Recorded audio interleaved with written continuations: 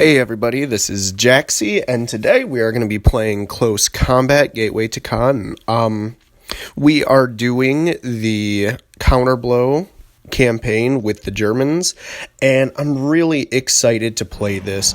This game really captures the feel of fighting the Bocage and the hedgerows and all of that. If you read any accounts of fighting in Normandy, and right now, Rick Atkinson, he has a really good book series starting with An Army at Dawn that runs through all of the Western Front, from like North Africa to Sicily to Italy to Normandy. And it explains how hard it was for the Allies to break out and how long they were just stuck in the Bocage. So here we are looking at force limits, and the Germans, we have quite the advantage. We actually have more squads available in our second grouping, and we have more tanks. And here, the hedgerows, I don't like to have men out in the open if I can avoid it. So I'm just placing them anywhere where they have cover. Now, one thing the game simulates too is that the British, either on attack or defense, are very, very methodical. They have a lot of artillery. They don't like to fight unsupported. So even in these early initial battles in an operation or a campaign, the British will drop mortars, they will drop artillery, a lot of off-map artillery on you, so it's important that you don't have men in the open. And here in the south, my plan is to hook around, get to those hedgerows, establish a base of fire. I want to take this flag at 3 fields, have my tank support in the center. If I can cut the road, then really the British will be forced to go around in the hedgerows. It will slow down their tanks. And if I set up a good defense, if these troops are able to get in these hedgerows, the panzers are able to pull up to the hedgerows, I can lock down the entire southern half of the map and then just slowly work my way around in the north. Now, it is risky to put the tanks through hedgerows and through fences. They can actually get bogged down and it can stop them. But if they make it through, it gives them huge fields of fire and will limit movement across the board. The north here, there could be British troops. They're allowed to deploy up there. But I want to try to get a couple victory points because I can open up deployment. The more victory points I get, the more options I have, and then I'm not stuck just cramming these dudes in on top of each other in these awful hedgerows. I'm going to have 1 support panzer in the north, 3 in the south.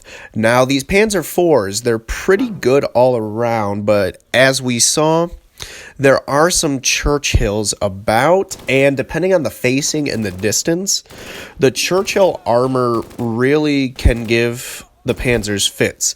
And if you look, we've already bumped into some British soldiers. They've really deployed forward, so I'm just trying to go to ground, put some fire on them, and really just start the firefight. Now, these men, I was going to have them go into that forested area in the Bocage, but I'm trying to pull back because those trenches just popped up and I don't know what's in there. That's way too close. I don't want them to get grenaded and jumped for nothing. So just a firefight. Come on, guys. Lay down a base of fire. Lock them down. We've taken a couple casualties, but with the armor support, I think we can start pushing them back. They're really deployed forward. Luckily, that group there, we caught it in time. So I'm going to redeploy them. I don't want to get jumped by those trenches. In the north, we are going to start moving and try to hook around. The British have kind of shown where their main punch is coming, and I don't want to meet them swing for swing.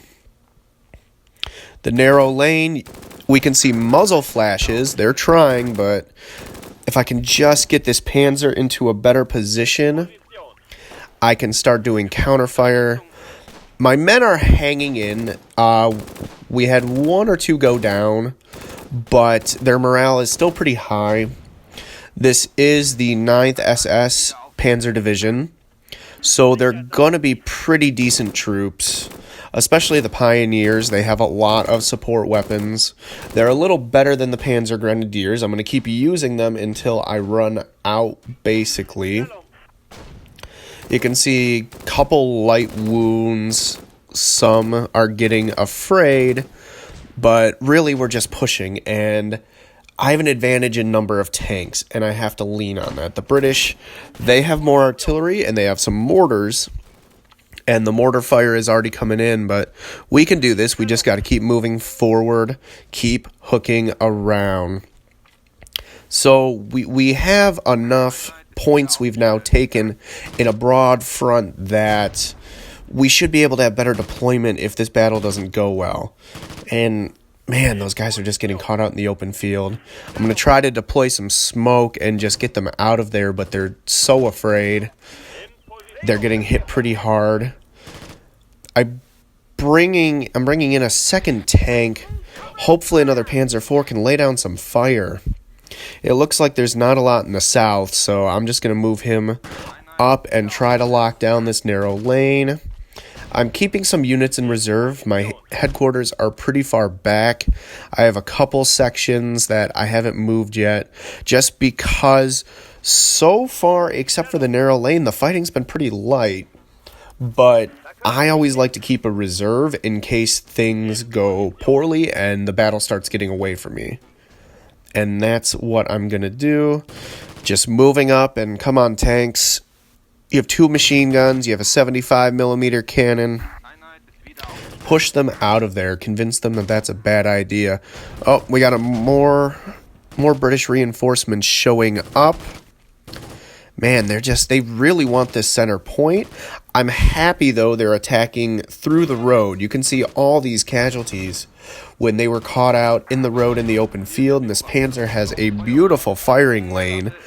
I'm going to drop my heavy mortars just because I have to imagine. I don't have as good of recon as I'd like, but they're focusing so much on this area, and I can hear gunfire coming from those buildings.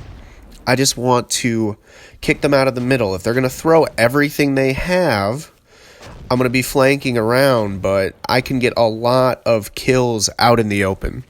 And we have a Churchill. And depending on the facing, this could be rough. I'm going to try to flank it with this Panzer, but it's going to take it a minute to get through the hedgerows. Luckily, this Panzer right here, I'm going to try to mess with his facing. And, another Churchill. So that's both of their Churchills. This Panzer, I'm going to try to smoke it. Got to get out of here. Yep, that frontal armor, he's not going to be able to do anything. Can't smoke right in front, and I'm really not going to get that many chances. Yep, couldn't even deploy the smoke. Part of that was me clicking too much. If you give a lot of units confusing orders and lots of orders, they're going to react like that. So that was kind of my fault, moment of panic, but I have a good shot there. Beautiful. It was close. I had the facing. Came out of the hedgerow, surprised him. I'm going to bring that Panzer down, try to flank. But this other Panzer, I just got to leave him there. He's got a good firing lane on the troops, but the other Churchill can't see him. And this one down here, I'm going to slowly think about moving him up so I can flank their Churchill. Now, these guys, I want that victory point. I'm going to move them through the Bocage, nice and safe. I've seen a lot of movement. I know the British have men in those buildings and those hedgerows. This tank's in a beautiful position, though. There might be smoke, but he has that whole unit flanked, and if I need to come behind that Churchill, I can. So far, if you look at morale, we are winning. I don't like losing a Panzer, but they lost a tank too. They've lost a lot more casualties in men. I'm just very slowly taking some victory points. Because this is an operation, I don't have to take everything in the first round. Now, it's better if I do, but I'm going to be satisfied with shattering a lot of troops, moving up, and capturing some more areas that I can use to deploy in the future. Because then I'll have more options. I won't just be funneled into these kill zones.